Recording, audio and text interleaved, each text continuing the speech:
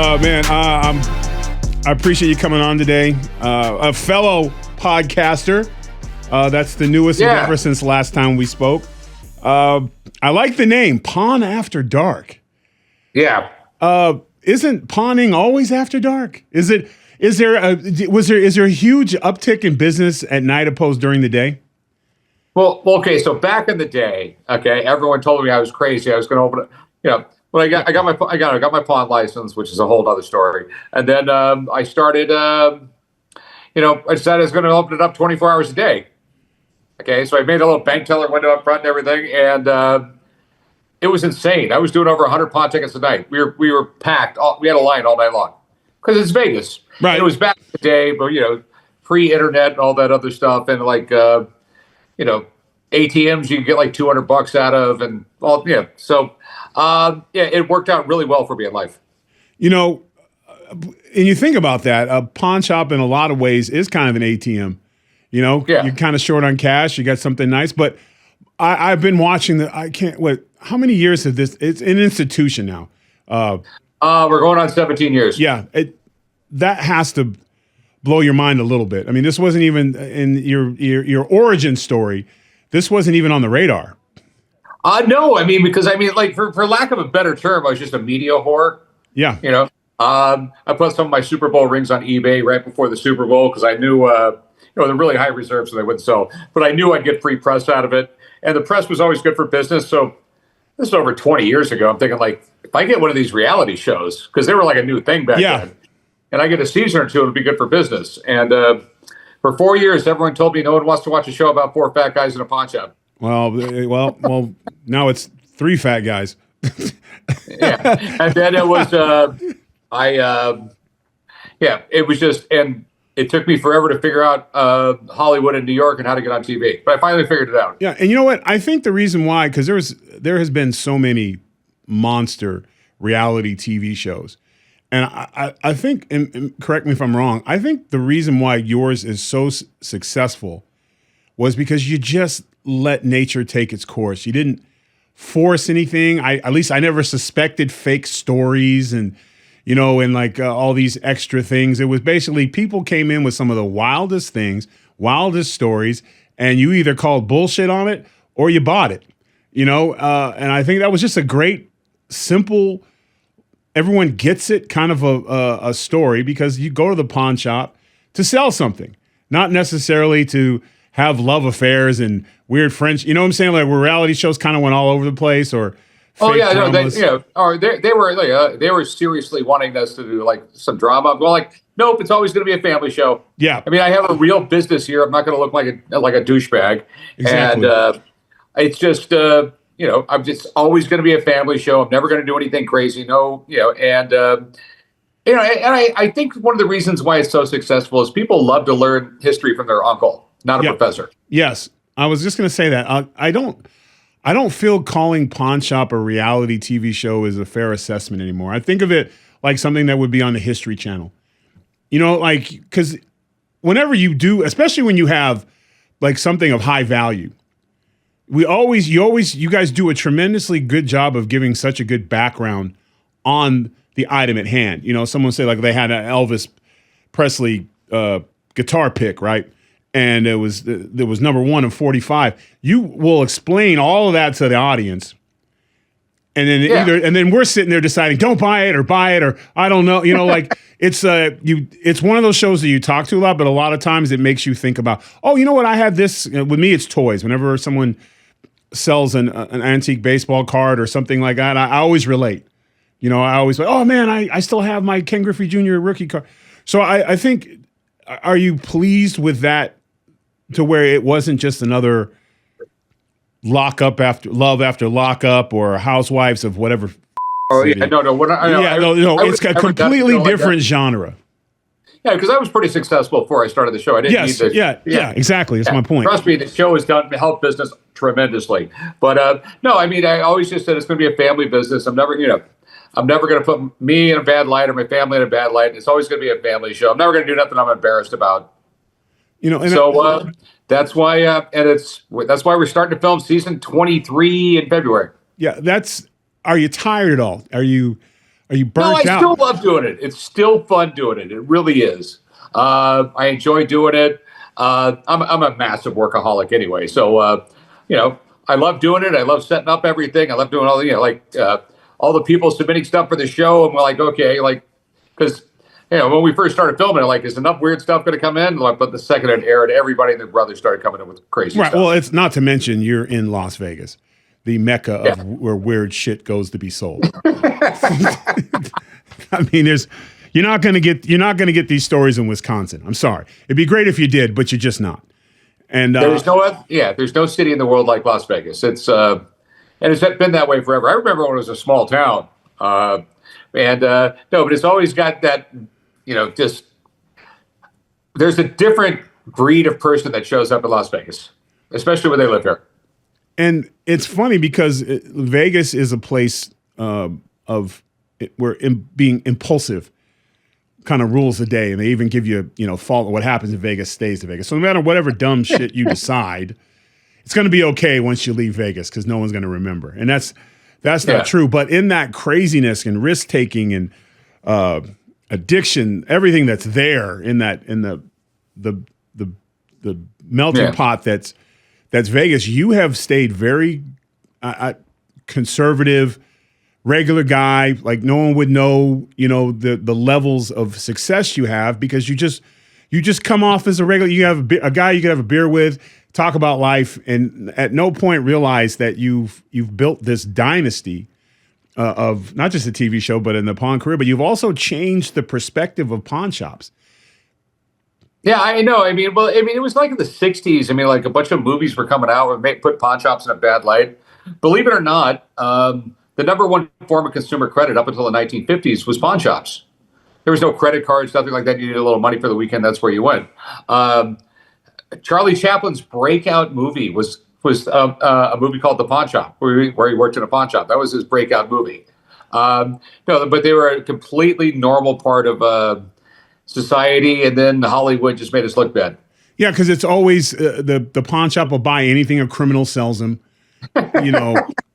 Every movie, the hero comes in and finds his murdered wife's wedding ring on the desk of the pawn shop guy, and he was like, I got a guy who's going to come back on that next week. It's not for sale, bro. It's like always, even that movie, the great movie, The Crow, the pawn shop owner was the worst degenerate.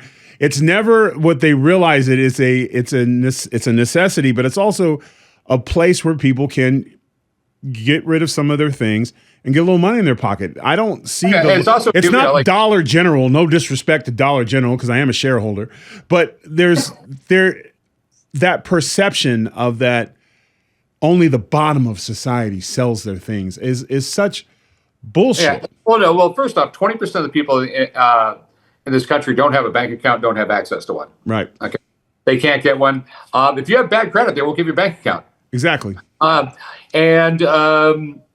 First off, and then there's, so people come in here and they borrow money from me and stuff like that. And I have people come in with usually it's a lot of gamblers, but they, these are not poor people when they come in and says, I need to borrow $100,000 for the weekend. No.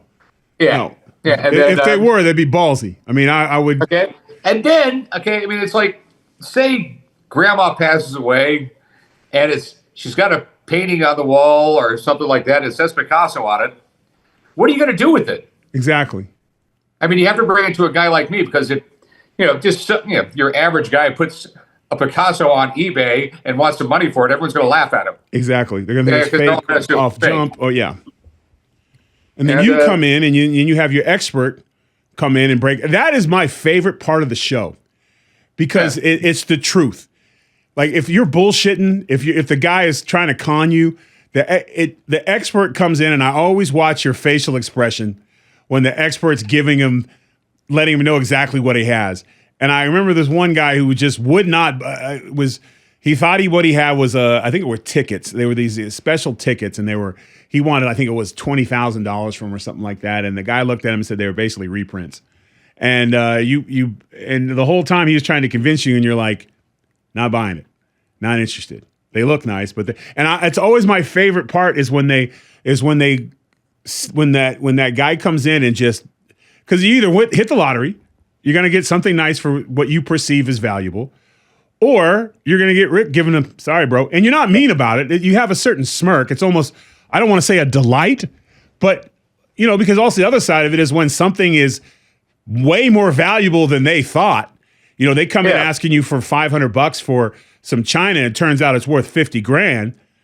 Yeah. You know, like, well, no, because I've always felt that. I mean, like, that's always the way I ran my business. It's probably why I have the most successful pawn shop. Probably. Well, you're fair. I think that's a fair word. You're fair. I've always believed in that, like, 6 degrees of separation.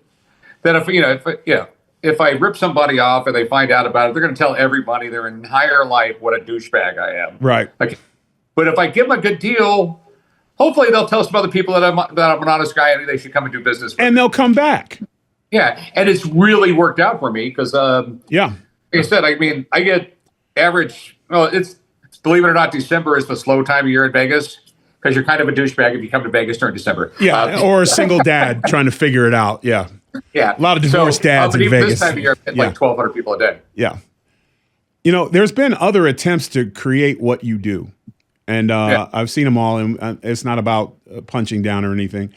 And they all kind of miss the mark because they go with the absurdity of the people coming in. They want the loudest, the most ghetto in some cases, the uneducated, or the ones who are just trying. Like the whole episode is them foiling ignorant people's attempt to fraud them. Like and that's good for maybe one part of an episode.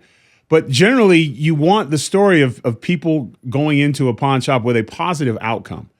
Because you could be in that situation where, you know. Yeah, I've always wanted a family show. I wanted to my kids could watch.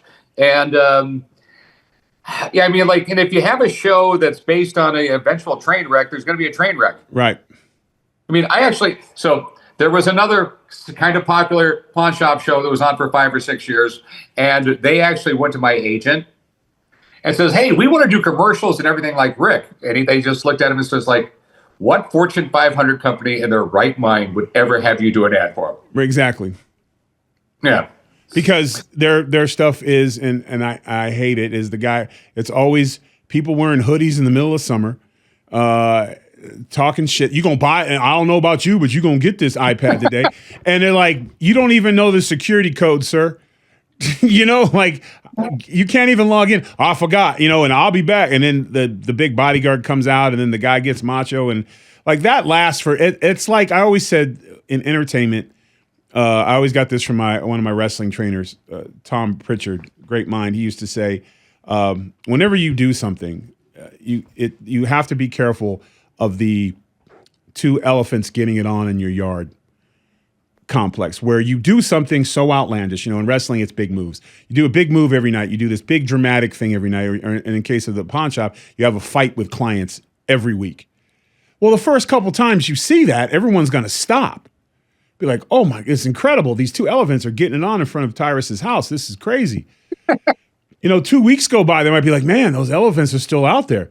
But after a month, they're walking by the elephant, trying to get to the front door. It's no longer spectacular. It no longer, it dies out. And you've done your podcast, your show, we didn't even talk about podcast yet, but your television show, which is an institution now,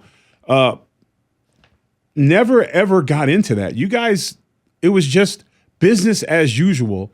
And that is not just entertaining, but educational. So I think another reason why it's lasted so long is, I mean, you got a car show or a motorcycle show or something like. There's only so many damn things you can do to a car or a motorcycle before it gets like, really. My show, I mean, it's truly different every episode because you have no idea what it is because there's millions of weird things out there. And your base is everyone is the star of their own movie that's coming in. Everyone has a compelling story, or maybe it's a heartbreak that got them to this point, or maybe, like you said, grandma's painting, they didn't know what to do. There's a very human side of the pawn shop, I think. And maybe I'm going too deep, but I know it's hard for me to consistently. There's few things that I watch consistently. It's Oak Island, your show, and Skywalker Ranch, in no particular order, but all of them have one thing in common. It's regular guys doing extraordinary things that maintain their regular guyness, you know? Yeah, and one thing I'm really proud about is, like, people tell me all the time, it's one of the only shows that, like, it goes like, grandparents, like my parents, me, and my kids, we can all sit down and watch it together. It's the only show that we can all agree on. Well, yeah, and here's the thing: you don't Republican, Democrat, doesn't matter. We all sell shit. Yeah. We all buy stuff, and I've never seen an episode where you're like, "Excuse me, how did you vote, sir? Get the hell out of my store." It's like I don't see and watching the shows that I like. I always generally the hosts and stuff. They don't change over time because they've always been who they are supposed to be. And you're a grown man, so it's like your outfits didn't change. You didn't show up with hair plugs and bicep implants and start wearing a $5,000 suit to Pawn Stars every week. Like you've maintained, the product sells itself, and you know who you are. And I think a lot of people identify with that. Yeah, I mean, I don't think anyone would even recognize me if I got hair plugs. Yeah. I never thought men, and maybe you've seen this in the pawn shop. I was ignorant. I thought women, when they got older, were into all the hair care products, facelifts, and makeup and all, and hair. Men are just. The older I get, I don't wear makeup or anything on TV. It's pointless. It's tits on a bull. But the amount of men that spend money on trying to look younger or die, it's insane. I know, it's ridiculous. Yeah. And I just want to be like, they get the hair plugs that look like doll hair. Yeah. And it just looks so damn bad. And the tanning. And I don't wear makeup on the show anyway. I'm just naturally pretty. Yeah. So, that's why I look. What you see is what you get. Yeah. And do you deal with, like, I'm sure you deal with all kinds of hundreds of characters a day and stuff, but have you gotten a lot of things like that now? Because I'm assuming at this point, when it's not working, the guys are trying to sell them. I mean, do you get guys coming in with some of these? Because some of the youth, some of these anti-aging machines and stuff that everybody bought a few years ago, they got to be coming around, right? What's the weirdest thing you've seen lately? Oh, no. I mean, like, some of the old quack medicine devices are absolutely insane. Like one time on the show, a guy came in with a home electroshock therapy kit. Oh, wow. Where you can just bolt yourself. Yeah, because you never know when you're going to need that. Yeah, I mean, a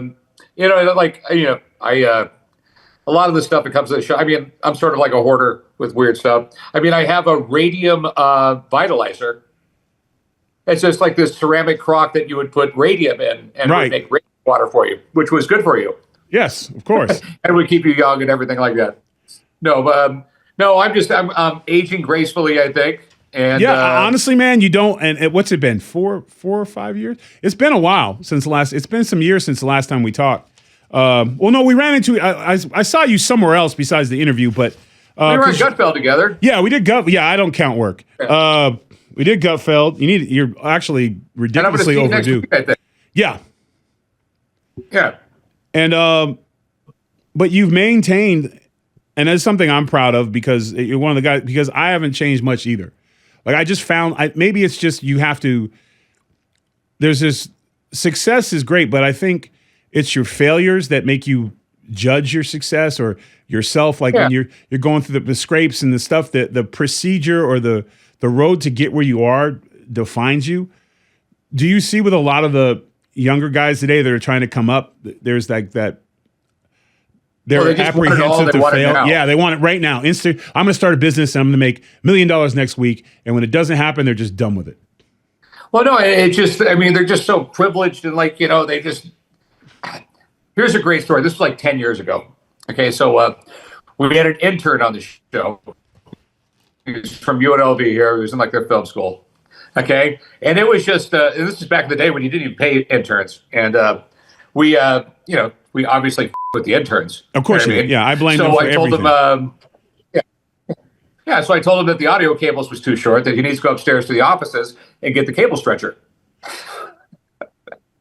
How many hours was he gone looking for the cable stretcher? So like a half hour he comes back up because he went upstairs and the people in the office upstairs just let him on.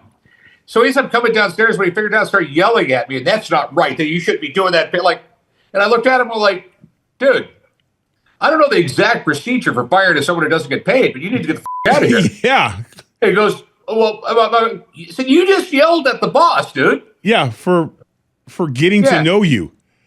Yeah, get the out of here. Yeah. I'm going to call security. And he just dropped his head and walked away. I never heard from him again. No, nor should you. Yeah, that's the young people who just, they think this insanity of like college is real. Yes. You know what? In wrestling, we call that a rib. Like you get ribbed. You guys, like when I first showed up at W, all the veterans at the bar, guess what? You got to pick up the check. You know, and they might move your bag and hide it, or they might do little things. I didn't get messed with too much, kind of helps sometimes when you're 6'8" and look mean. But whenever they did mess with us, you know, or simple things like when we get on a plane and sometimes you got upgraded to first class and you'd see someone like an Arn Anderson coming on the plane, you give him your seat. Even though I'm 6'8" and I'm giving up leg room for an older guy, it's a respect thing. And then one day you're part of it and they don't ask you. Now it's you telling you, guy. I think things like that, especially for young men, like that's how you be camaraderie is built. That's how you get, learn and get a little like this anti-scarring campaign where they don't want their precious babies to anyone ever disagree with them. Then they send them to school where they're told that everyone who disagrees with them is Hitler. Then they get in the real world and they last at a job that long. And the fact that they didn't know what a cable stretcher was from jump probably was. It was like 4 years in film school. Yeah, it was like his last year in film school. I'm like, he should be the master of chords. He's. But I think it's. But you dodged a bullet, even though you were doing a joke. You realized this dude is so unqualified that he spent 30 minutes looking for a cord stretcher.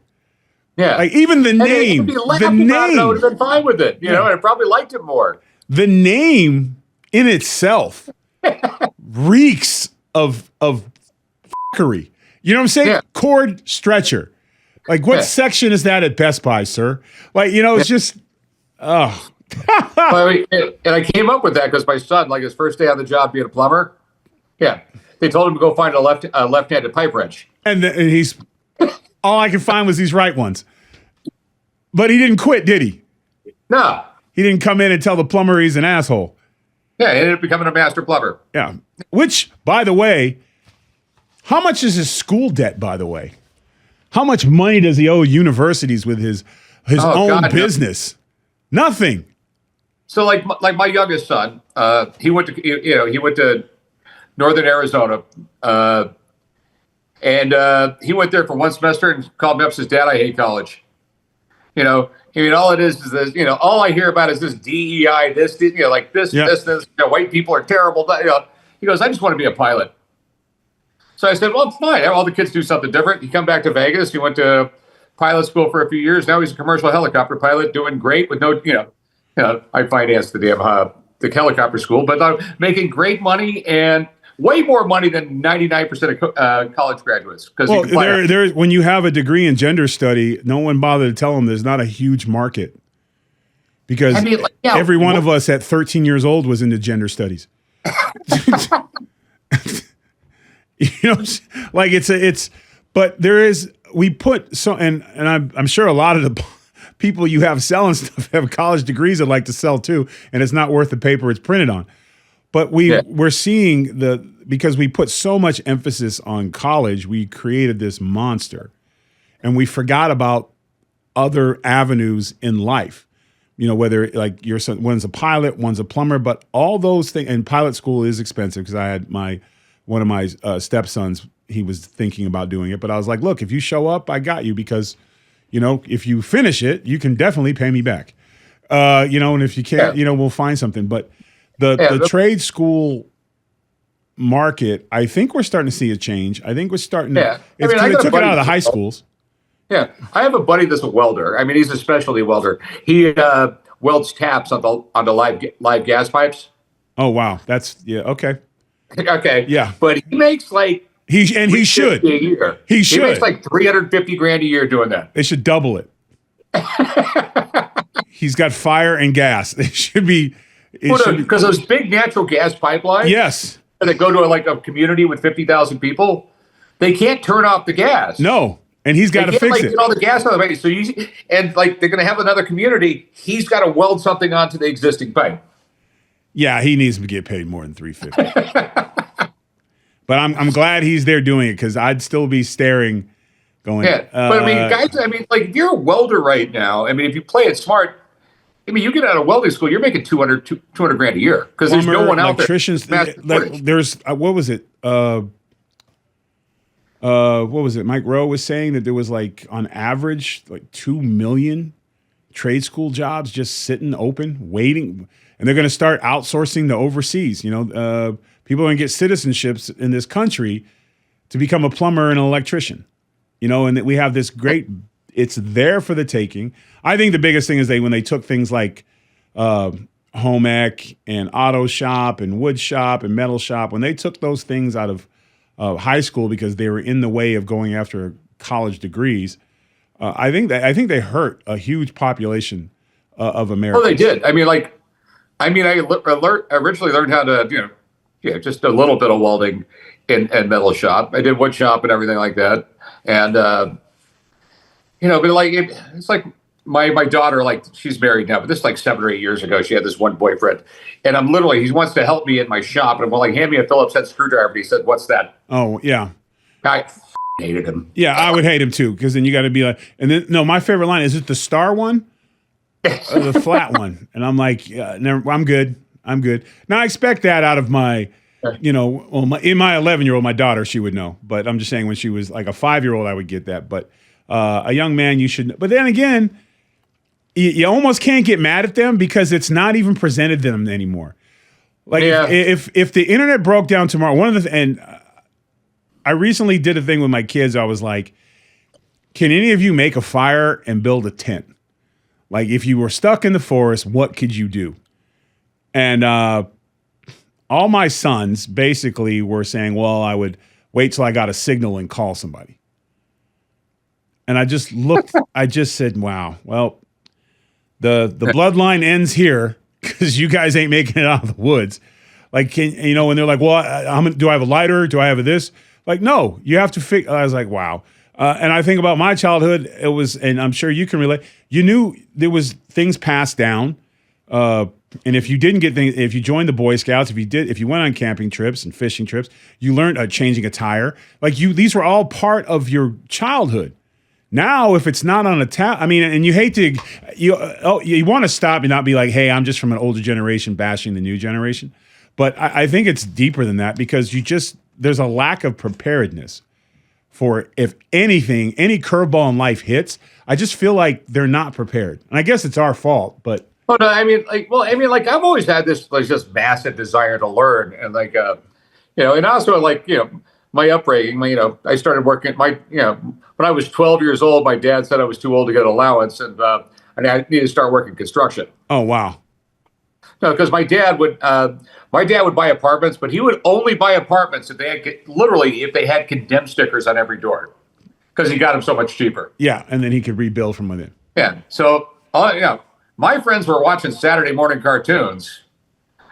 I was out working in just shithole apartments. I fell through the floor, one of them. Oh. I got yelled at for it. Of course you did. You just messed up good paneling. What were you thinking? Yeah. No, roofed my first house at 13. Or did he tell you to go look for the floor stretching machine? Yeah, because like the guys, like the trades guys there, they with us all the time. Yes, but it was. But nowadays, you would get in trouble if you had your 12-year-old son working. Oh yeah. And if he fell through the floor, it'd probably be frowned upon as well.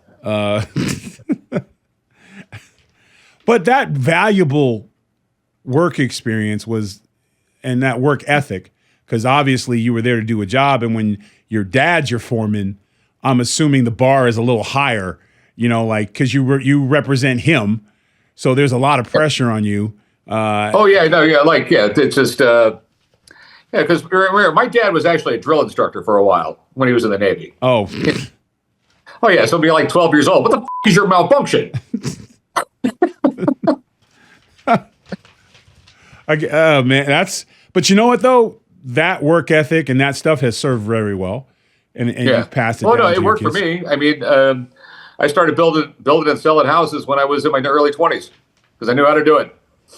Now, it's funny because you're talking about how much the past has built you to be successful, but you are a walking history nerd. I mean, I don't think that's a gross exaggeration. Like you are into books. I know cars are a big thing, but like it used to be a normal thing when people, oh yeah, I read a lot of books, or I'm really into this and that. It's not that popular anymore. You ask people like, hey, what do you like to do? They very rarely say, I love history, or I like a good book. I read a book or two a week. Well, when I was a kid, when I was really young, I developed epilepsy when I was 8 years old, and I'd have really bad seizures where it pulled the muscles in my back and my legs, and I couldn't walk. I was sometimes for a couple of weeks, and we were Poe. So mom would give me, my mom or my grandma would give me books at the library, and I just fell in love with reading. And then literally by the time I was like 10 years old, I mean, why are you watching TV? Books are so much better. Yeah, because you know what? And I think it had a lot to do. Ours with our TV set was broke. And it was the second one on top of the first one. When that one went, you're on your own. So I'm coming home from school every day. I would swing by the library and grab a couple books because I knew after dinner it was going to be quiet. You shower, brush your teeth, the TV doesn't work, so play amongst yourselves, fellas, figure it out. So I would get books at the library, and then we would have competitions like who could finish the book and tell them, so no one else in the family had to read your book. So you would read the book and then you would present it and tell my mom about it or your brother. We had like little book clubs, I guess. Before we didn't have a name for it, and I find that not just physically reading the book, because every time you open a book and you finish it, there's a great sense of accomplishment and a transition of knowledge. I don't necessarily think we get that from watching TV. I don't think you finish a sitcom going, man, I'm a better person for starting this show. Yeah, I mean, because I watch I've tried to watch like documentaries on Amazon and stuff like that. And I get like 5 minutes out of them going, wrong. Yeah. I do the same thing. I know it. My wife can't stand me. I'm not allowed to watch documentaries unless I promise to be quiet. Because I will be like, that's not true. Like, okay, all right. So then I always ask the question, who made the documentary? Because, we got fooled by documentaries when they first came out, as we thought they were like the truth and they just told the story. And then you draw your own conclusions. No, just like anything else, it depends who's making the documentary and who they're trying to protect and who they're trying to go after. Yeah, like on my show for years, I'd go to film with something and they'd try and hand me like a bio sheet on what I'm filming with. Right. Oh. And every time was like, okay, let's read this, because it was done by some intern in New York that's, I go like wrong. And I would just literally, I mean, I got to the point where I just tell New York to suck a dick when it comes to these bios. Just let you do it's just not, you're just wasting money on it, because, you can't have a 22-year-old kid go on Google and come up with this stuff. You need to actually know about it. Right. Not to mention that everyone else can go on Google and come up with the same exact thing. There's no originality to it. Yeah. And like most of the stuff, I mean, there's so much stuff that's wrong on Google, because remember, anybody, it's just another thing. It's like, I hear all the time, people will time, I was on TikTok yesterday, and guess what? And TikTok's the best because there are people like me telling the truth. Nope. They might be people like you, but TikTok is financed. It's a Chinese company with one goal: keep Americans stupid and eating detergent. That's their goal. That's it. And you guys but I'll hear that they'll push that narrative, and it's like, that's not. You're missing the point. My daughter does that. Like my youngest daughter, she'll call me up all the time. I saw this thing on TikTok. Is that true? And I'm like, no. I mean, they just it's anyone with a phone camera in 5 minutes. They can say anything they want to about anything at all, and then all they need is 5 or 6 people go, a couple of retweets, and then the cult has started. So it's I mean, they really should bring back the book before it gets just completely gone. I mean, it's you can just learn so much more, Yeah, and I had a friend tell me there's this new documentary I think it's on Amazon about UFOs or something like that, and I'm watching that, Are you still there? Yeah, I'm here. Listen, you Okay, said yeah. UFO, so I'm dead. I'm dead on because I'm waiting to see if it's the same one I watched. Yeah, no, but like, I'm thinking, okay, this will be interesting. But everyone they interview, they're just regurgitating the same thing the last guy said, Yeah. and you really don't get it. It's on for an hour, and you get 5 minutes worth of information, and just like, I couldn't finish it. Yeah, That's the way they filmed those documentaries. We really don't learn a lot. Up in Oregon, I have a little ranch, and it's right next to McGribble Campground, which is the #1 spot in Oregon for sightings of Bigfoot. yes. Okay. I'm obsessed with Bigfoot. And my caretaker up there swears he exists. So here's the thing. I don't care if we ever find out if there is a Bigfoot or not. I'm just impressed with the commitment. I am impressed with Matt Moneymaker, interesting name, but he's done Animal Planet show Finding Bigfoot, and again they kind of ran into the problem where after I think it was 8 seasons, they're like, we got to find one, or well, they can't find one because if I find one, the season's over. Right, the season's gone. But here's the cool part: they've just when you think everyone's done with Bigfoot. This new documentary takes the bar to the next level. Bigfoot, the reason why we can't see them is they're interdimensional beings. They're also the ones in the UFOs. So it's all this, they come here to visit. Apparently they love nature walks. That is all the rage in the galaxy, is to fly a millennia to Earth, walk around the trees and shit, and scare the shit out of a camper. That apparently is the piss of resistance in all of space, is to come scare somebody. Well, it's also where the aliens fly across the universe to come here to pick a guy up in a pickup truck and rape him. Yes, this is also, you know what? There was a story about that. You guys know what I'm about to say. There was a story about that. Apparently, there was a guy he's 72 years old when he finally got arrested. He had been dressing up as an alien and molesting neighbors, making them think that they were abducted. No, I swear to God, we tried to get him on the show, but we're having a hard time. Apparently, he's like old, but apparently he was a serial raper who dressed up as an alien. And hey, truckers, I hate to be the one to tell you this, men, but it was a dude in an alien mask that was doing. And again, I hope he serves the rest of his life in jail. But when that comes out, that's a lot easier to believe, than it was E.T. And but at the same time, so I like the hustle of it, and I try to apply science and this is where history kind of bites them in the ass a little bit. Now, listen, if a Bigfoot shows up tomorrow, I'm like, awesome. But whenever I have experts on, I always go the scientific route. So let's just figure out what it's not first, right? Is what I always notice that gets a weird reaction because I'm like, we know all apes live in warm climates.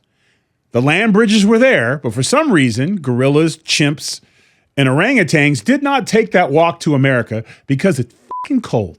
Like they don't. So why weren't they here? Okay. So maybe you had one species that hung over. Was it Australopithecus? Was it this group? And they always do the same thing.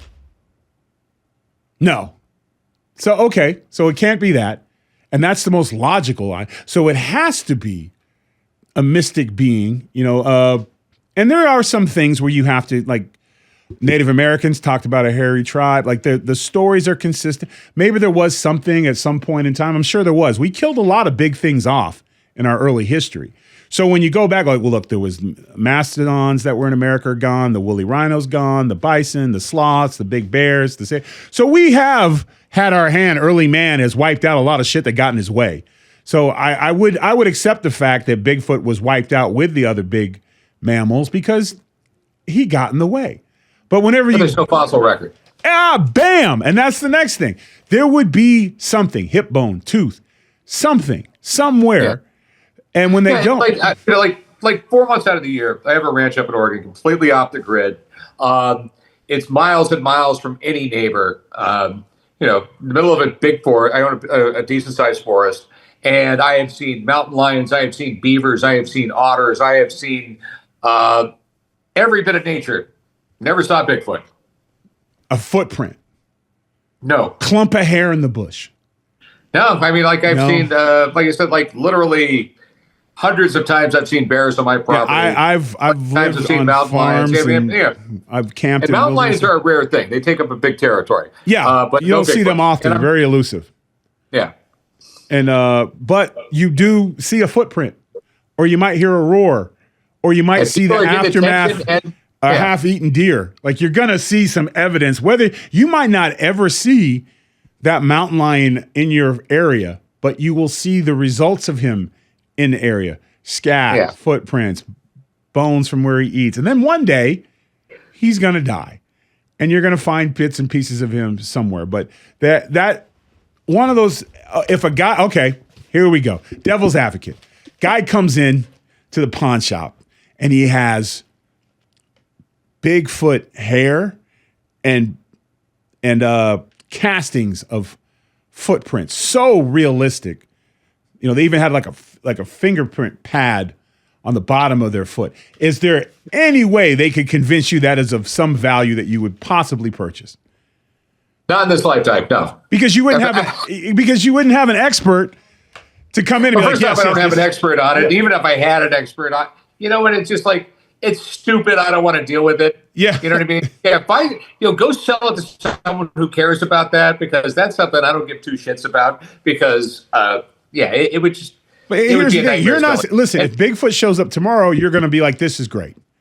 Wow. I was wrong. Whoops. My bad. Now I'm going to go about my day, because that's how many I'm giving about this. But you'll acknowledge it. Why can't the other side say, you know what, as much as we hope, it's like you got a good chance. Who's going to show up first, Santa Claus or Bigfoot? Yeah, you got a point.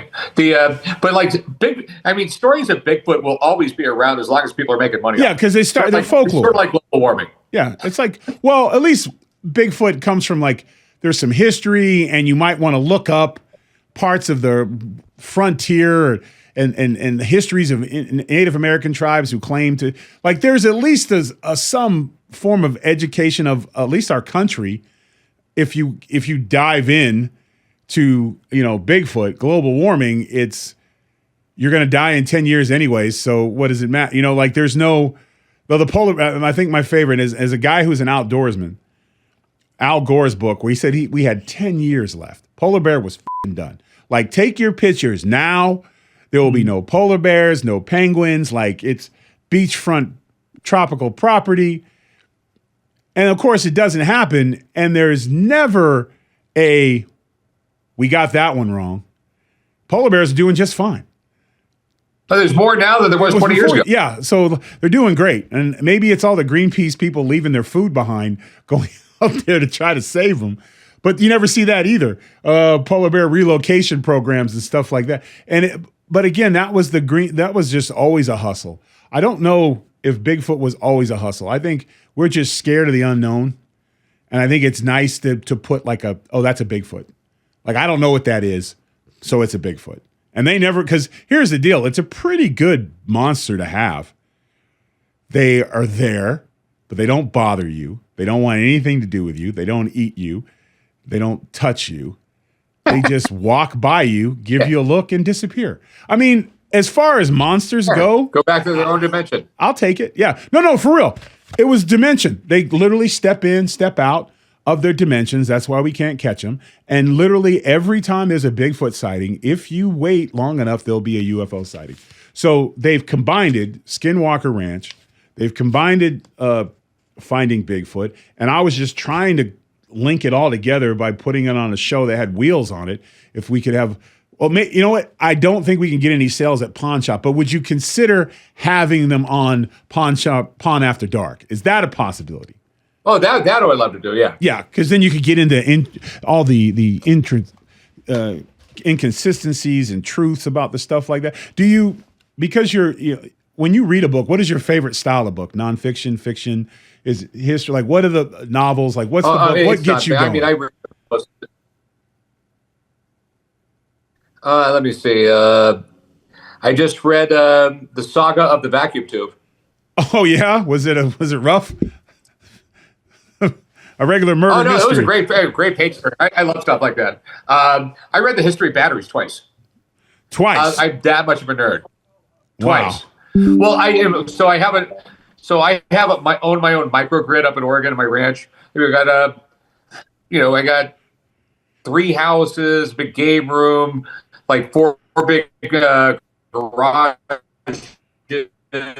got a well, everything else like that. And I designed the entire grid.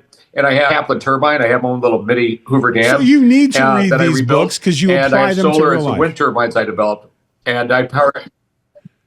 Yeah, I don't have a problem with a man reading. Well, no, because the thing is, you read one, eventually it'll pop up. Yeah, eventually. Well, you're doing all these things. I've read plenty of books on. And I'm pretty sure at some point it came up, and lo and behold, I'm glad I read a book twice on how batteries were made because now I think it's such a lost art. Just even getting people to read instruction manuals. I'll be like, my kids will order something and I'll see them on YouTube watching a guy tell them how to put it together. I'm like, the instructions are right there. And it's almost a point of pride. We don't do instructions. And I'm like, I'm sorry, I do. What do you mean on YouTube? You watch somebody else put something together on YouTube? Like, just read it yourself, because then that knowledge will stay in your brain. You don't have to keep. Mimicry doesn't last long. It's like a parrot. Yeah.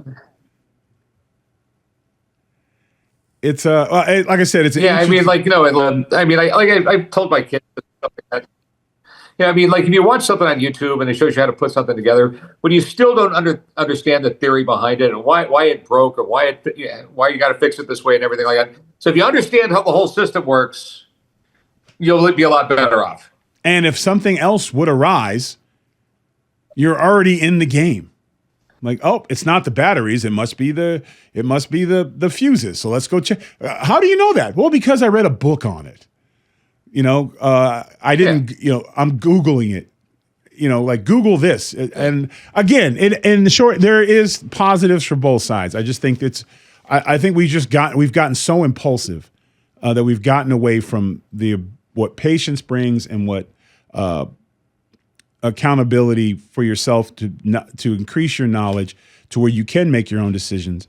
I think everyone wants everything done for them. So things like reading books, instruction manuals, building your own business from the ground up, understanding the way things work. Young guys don't work on their own cars anymore. No. You never see that. You never see kids out. I've yet to have a baseball go through my car window.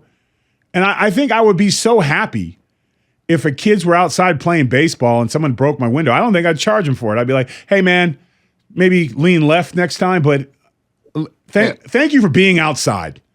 Like, well, I mean, like I'm 60. I know I look like I'm 29, but I am 60. I was going to say, yeah, there's a few guys in the back were like, Tyrus, you're talking like an old man to this young svelte guy here. So, but when I was a kid, you literally got booted out of the house. Okay, I was 16 and like holler. All summer long, you were not allowed in the house. You'd come back in for lunch, and then you came in for dinner. And then you went back out and you had to go in the house when the streetlights came on. Yeah, and if you were thirsty, there was this thing called the hose. Yeah. And if you had to go to the bathroom, go before you go. But there are these things called bushes. I can remember my mom like, there's a tree over there. And I'd be like, there's a tree over there. Anything else you should have done before you left? Figure it out. You have a bike, you have a dog, you have 3 friends. Goodbye. See you guys later. Yeah, like literally, it's just, we coddle children so much now. We'd be like 10 years old. We'd be on our bikes going to like I was in the house and doing all this crazy shit, and then coming home like, how was your day? Oh, nothing. We just hung out with Timmy. Yeah, we used to go. We'd ride our bikes to the. Grew up in California, and we lived in Sunland, Tahunga for a little while. But Sunland, Tahunga doesn't have much other than it's famous for they filmed Bad News Bears at their Little League grounds. It's kind of a small suburb in the middle of busy LA, but they have this giant river called the Wash, where through the canyons, it goes all the way up, I think Mount Wilson or whatever. And we used to ride our bikes there every day because we were going to go fishing or try to catch. But we would be out there all day, climbing climbing hills, building forts, figuring out how we're going to live our lives. And then we had it down to a science. Once the sun got to a certain level going down, we had to haul ass, because if it was dark when you walked in the door, it's going to be dark for the rest of the night, because you're not going to get dinner. You're going to get ass whipping, and you're going to get sent to your room. Like, we understood the rules. But when we came home, it was always the same thing. Like, how was your day? Oh, it was good. What would you do? Stuff. You know, the only time we ever came is like if something happened, like little Jimmy broke his arm, and like, because we were wrestling on a mountaintop, and then you tell them everything. But my parents, my mother was just like, how was it? Good? Okay, cool. There's nothing else I have to worry about? Nope, we're fine. Can't wait to go tomorrow. And then I got clever. We started making lunches and stuff, and guys would take turns. But we were always outside. The independence was the biggest thing from it, I think, is that everyone's very dependent now. Instant gratification. Yeah, we should learn how to survive. Yeah, I agree. We should all be able to make a fire. Allergy. Yeah, yeah, like yeah, it's like I'm allergic to life. Eat, die. Yeah, yeah. I only can do kale, nothing else, and I f- that. I'll eat steak till it's over for me. I didn't even know if kale existed when I was a kid. I know it didn't. I think we had two choices. You had celery and lettuce, iceberg lettuce. I don't know where this leaf lettuce and red and green shit came from, but it wasn't there when I was growing up. And usually it was in a can. Like green beans and spinach were in a can. I never take spinach leaves. I was like, what? No, you open a can and you. Oh, no, my grandma used to make me eat. If you came in before dinner, you were breaking beans because I don't answer. Oh, that was another reason why I never came in the house. If you hung around too long, you around and did chores all day. Yeah. And moms can think of some horrible shit for you to do. One was picking weeds in the yard. I wished to be shot in the head and be put out of my misery than spending an all-day Saturday on my knees pulling. My definition of weeds and hers were very different.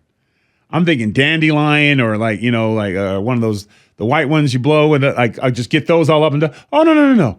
This crabgrass, this. And I'm like, that's going to take forever. And it's like, maybe you should have went out and played. That's what my grandma used to say. Idle hands are the devil's workshop, and she'd get us busy. So we just didn't come in the house all summer long. And it was great. You turned out fine. Yeah. Other than your disdain for Bigfoots, but other than that, it was an adventure. Yeah, and do you think we'll ever get back to that? Is it going to take something dramatic? I don't know, dude. Or do you think the technology? Every kid's addicted to that phone. Yeah. And it's the parents' fault because we got addicted to it. Like the kids just don't come out of the womb reaching for a tablet. It has to be handed to them, set up, and then it's like, oh, I got 10 quiet minutes and my kid's in the other room, and you don't even, it's weird because it's no longer the stranger on the corner in the minivan with wine coolers and Snicker bars. It's literally the person on Roadblocks or whatever game they're playing, pretending to be them, and it's a 40-year-old man trying to trick them eventually to leave their house and come meet them somewhere. So they're not even like as if you were a kid and our parents back in the day. If we were playing in the front yard and there was a guy in his car watching us all day, eventually the neighborhood would confront him. Why are you parked here? Why are you watching our children? You need to keep moving. Well, we no longer have that because now he's participating in the front lawn with the kids on our watch. And we're still going, these damn kids on the phone. No, it's parents taking shortcuts because they care more about what their ex-girlfriend's eating on her Facebook than who's interacting with it. And it's an ugly thing, and we've all been guilty of it. Like I said, I have the place up in Oregon, which is, it's beyond rural. We got to make our own power because the nearest power lines are 5 miles away. But I bet it's beautiful. Oh, no, it's beautiful. And my tallest tree is 245 feet tall, and I have trees 11 feet in diameter, and it's old growth forest. I love it. But back in the day, we had the really shitty satellite internet. But sometimes I walk out there and they're all on their phones. Just walk in the office, turn the internet off, and going let me see if I can fix it. Yes. Okay, I can't figure it out. You know what? I'm gonna have to drive into town tomorrow where the cell phone works and talk to them. Yeah. Well, and next day I would just go to my shop and work, come back down south, drove into town. They said do this. Now it's not working. So my kids would end up playing gin rummy with each other. Great card game. 3:00 in the morning, and they just that's why I think the youngest ones are so close because mean, we'd go up there for a month at a time, and like every night they were either hiking or running around the property or playing games together. Because that's the thing about when you kill the babysitter, the tantrum lasts, depending on how severe, but like typically it's about 25 minutes of complaining, and then they'll sit and pout for a minute. And then all of a sudden I'll be like, just go sit in the front yard and figure it out. And the next thing you know, I'll come out in 20 minutes and she's chasing dragonflies or she's climbing a tree and then all of a sudden another kid comes out of the woodworks. And before you know it, you got 4 or 5 kids playing in the front yard together. And you're like, eventually you'll be like, hey, you need your phone? No, I'm good.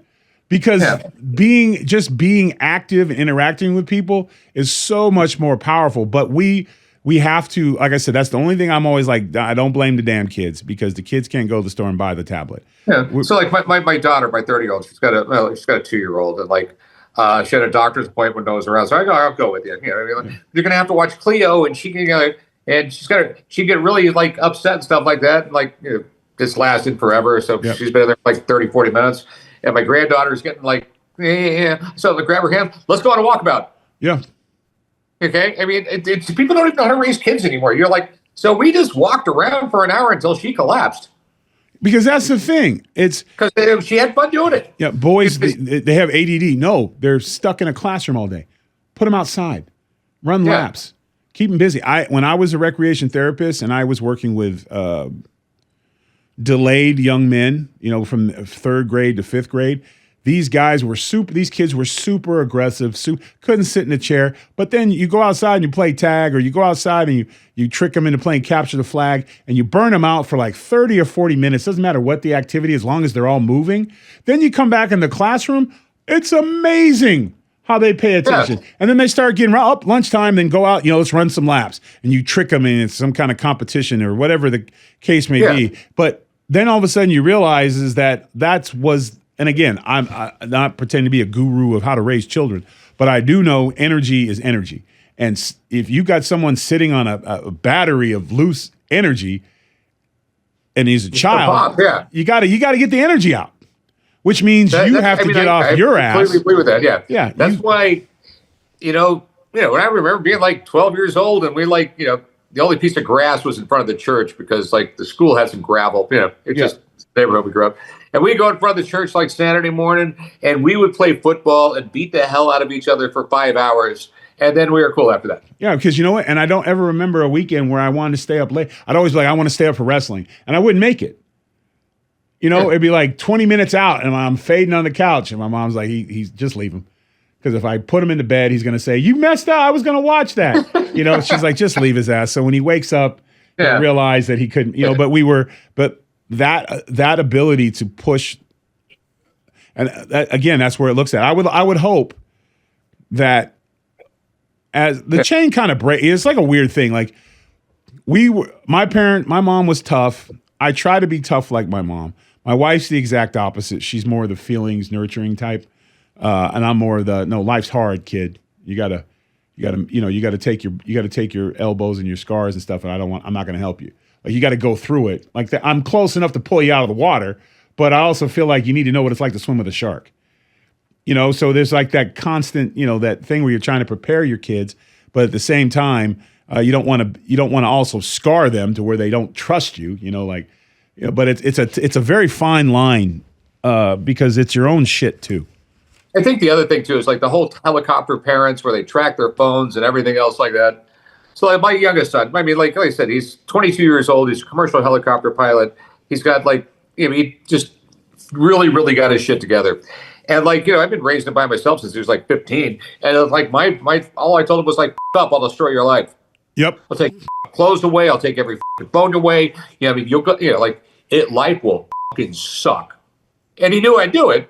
That's the biggest thing. Is the fear? Is it the fear that you doing it? That you would do it, the understanding that you would do it, because the only way it doesn't work is if when he does, you don't do it. So he never tested the waters. No, not really. No, because but that goes from being a consistent parent. He had a bunch of older kids that told him don't with dad. Yeah, but also your consistency in parenting. Yeah, dictated where your other kids are like, no, he'll do it.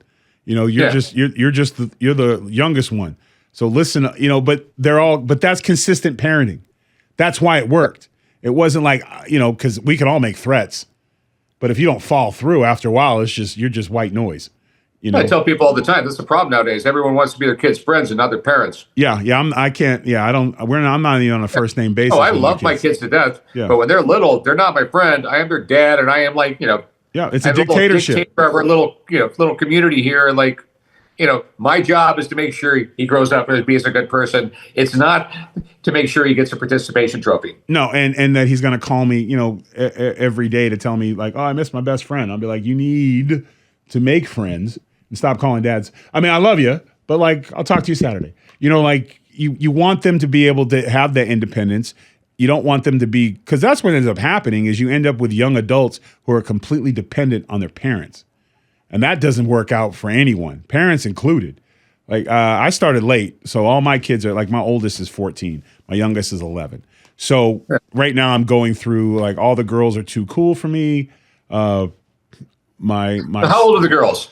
11, 13, and 14. Okay, just so you know, when they turn like 19, you're the greatest guy in the world. Okay, so I have something to look forward to because I got 3 girls. So like literally when they call me, you know, like I talk to my sons, and it's like, yeah, what's up?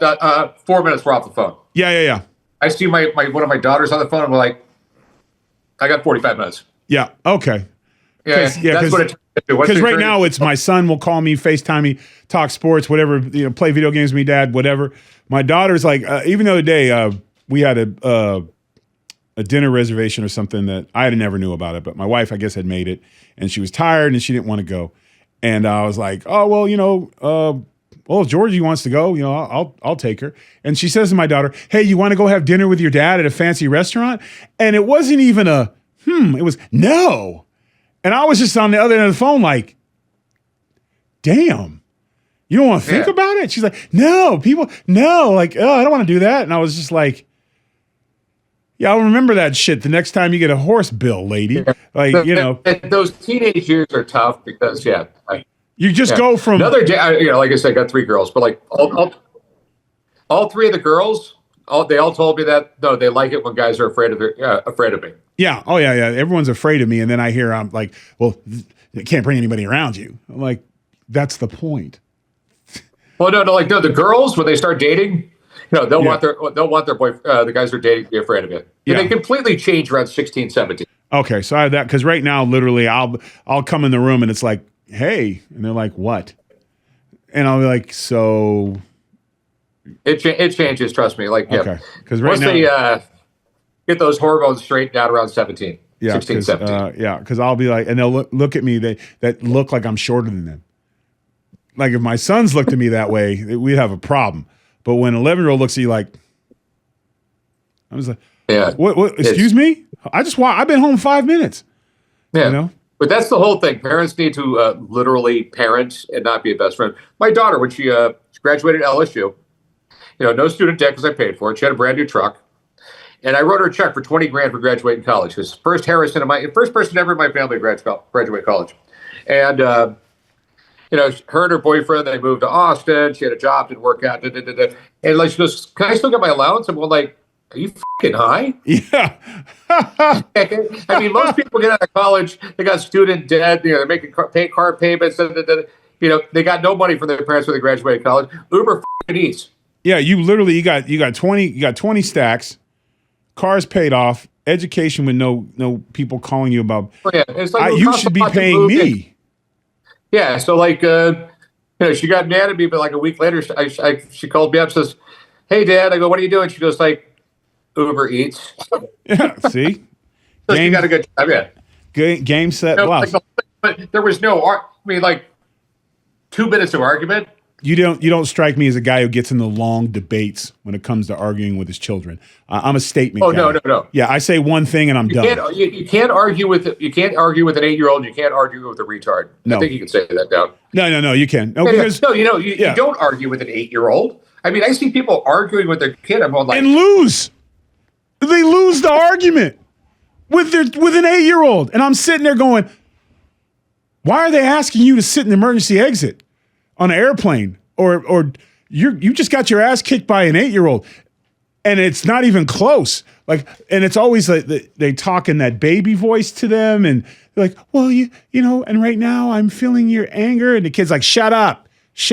I want this. And then the dad's just sitting there, and then I'm co-dadding from across the way, going, bro, you want me to jump in? Because this is your life's. This is like literally. All my dad did was have to give me the look. Yeah. Oh, my mom would give me the look in public. I knew 2 things are coming from this look: a trip to the bathroom, which I want no parts of, or 2, a long talk in the car, which I want no parts of, because that conversation ends with me going to bed, and it's 4:00 in the afternoon. But then what the worst part is, and I'm be sexist, so it's the dad finally steps in, and the mom sizes with the kid, going, "Well, you have to understand that she's flying today, and she's a little on edge." And I'm just like, "No, don't take that shit." Like, what? Like, I just, and then they wonder why. And then the kid gets on the plane. They always sit behind me. And the kid starts, and I'll just do the big guy thing where I'll just look at the kid and be like, are we good? We got a problem here? And the parents, oh, Tyrus. I was like, no, it's in between. I'm talking to this little dude right here kicking me. You got one more kick, bruh. And then it would be like, and then they'll hear them whisper, like, don't do that. My mother, if somebody said to her, looked at me and said, hey, stop kicking my chair, when that person sat back down, they would then have to look back to see if I'm still on this planet. Because it would have been a moment where my wife treats me the same way, honestly, but like they would have literally said, "Did you just embarrass me in public?" And then the gauntlet of what's in store for you when this plane hits the ground, like and then I would spend the rest of my time on that plane looking at the clock. How much time do I have left on this earth? Because you knew you were still going to get the ass beat. The whole day would go by.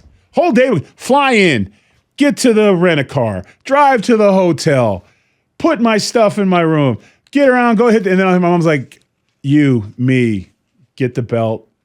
So you want to kick people's chairs, huh? And I've forgotten. I'm in a euphoria of, we're in a hotel, and I'm going to go swim. Nope. And this, again, at a time when things were a little different. My mom and brother and their friends would go to the pool, and my ass would have to sit in the hotel room and not move. And my mother was like, she was a nurse. Your mom was a parent. Yeah. She would be like, put her hand on the TV. If I feel any heat, I'll know if it's on. And I don't even know if that's true, but I never, ever turned the TV on. I just sat and like, nope, she'll know, but that was, and I look at my life and where I'm at now, and there were moments that I think about when things got hard. It was those moments that toughened me up for it. I knew taking a risk or doing something, there was going to be consequences, understanding the consequences, and then making a decision. That came from, I could have turned that TV on. But I knew that the downside was not worth the upside. So I get it. We change, we grow, we're smarter, we're wiser now, supposedly. But when it comes to your children, I think the basics apply. And here's another strict, mean dad, but none of your kids, you're like, well, we're trying to figure it out. He's 45 and we're hoping he moves out this year. He's a slow, it's a little late. I'm like, what are you talking about? He's 7 years from a retirement home. Like, it's a wrap. This was an L. Take the L. But again, we just sound like a bunch of old men sitting on the porch. But I'll take it. Old men. But I'd rather be a couple of old guys sitting on a porch on houses we own than some young guy asking mom for Uber Eats. I'll take that all day, man. It's been too long. I think I'm going to see you in a couple weeks. So I'm looking forward to that. Always a pleasure. Love. All right, man. Love the shows. I think we're seeing each other next week. Yeah, and you got to get me on Pawn After Dark, man. I will get that done. Tracy, my producer, is going to be with me. So okay, awesome. Phenomenal. All right, man. Until next time.